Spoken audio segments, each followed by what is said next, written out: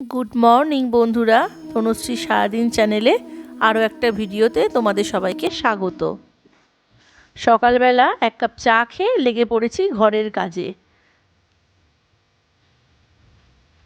ঘর ঝাড় দেওয়া, মোছা সব কমপ্লিট।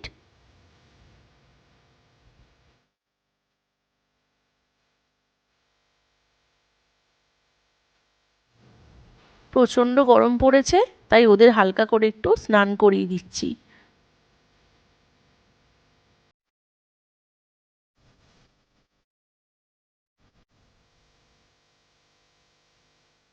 আমরা 7 দিনের জন্য একটু ঘুরতে যাব, তাই ওদের তো আর ওখানে নিয়ে যাওয়া সম্ভব হবে না, তাই ওকে অন্য বাড়িতে রেখে আসছি। স্নান করে চলে এসেছি ঠাকুর ঘরে, ওদের স্নান করাবো। আজ ওরাও যাবে আমাদের সাথে ঘুরতে, ওই জন্য দেখো কেমন মিষ্টি মিষ্টি হাসি দিচ্ছে দুজনে। এত গরম পড়েছে বলে ওদের শুধু একটা করে প্যান্ট পরিয়ে বসিয়ে রেখেছি।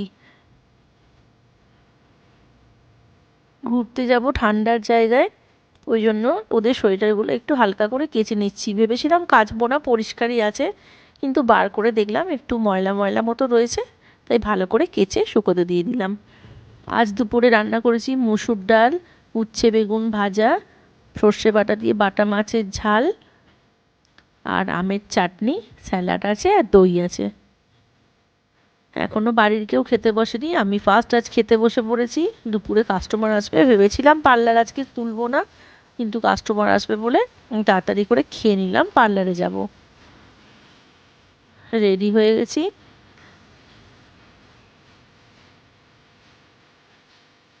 আমি চলে এসেছি আমার পার্লারে।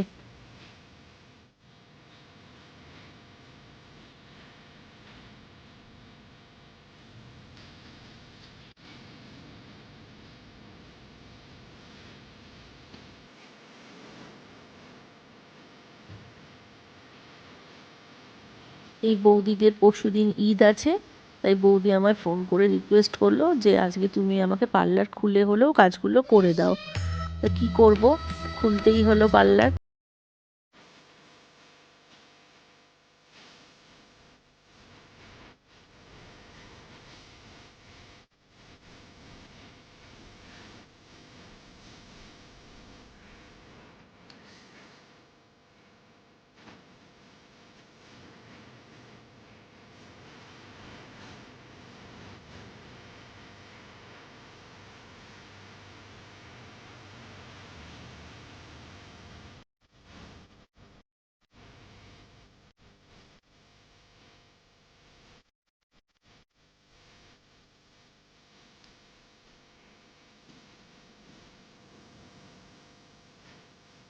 আমাদের লাগেজ গোছানো কমপ্লিট, তাও একবার খুলে দেখে নিচ্ছি যে কোনটা নিয়েছি কোনটা নিইনি। বারবার খালি ভুলে যাচ্ছি, এটা নিয়েছি তো ওটা নিয়েছি তো।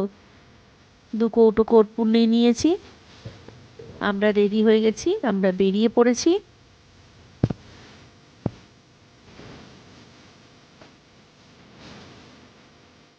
চলে এসেছি ব্যান্ডেল স্টেশন। আমাদের ট্রেন 10:30টায়। কোথায় যাচ্ছি কিভাবে যাচ্ছি তোমাদের সঙ্গে পুরোটা শেয়ার করব, তার জন্য তোমরা আমার ভিডিওটা দেখতে থাকো, লাইক কমেন্ট শেয়ার করো। আবার দেখা হচ্ছে নেক্সট ব্লগে। টাটা।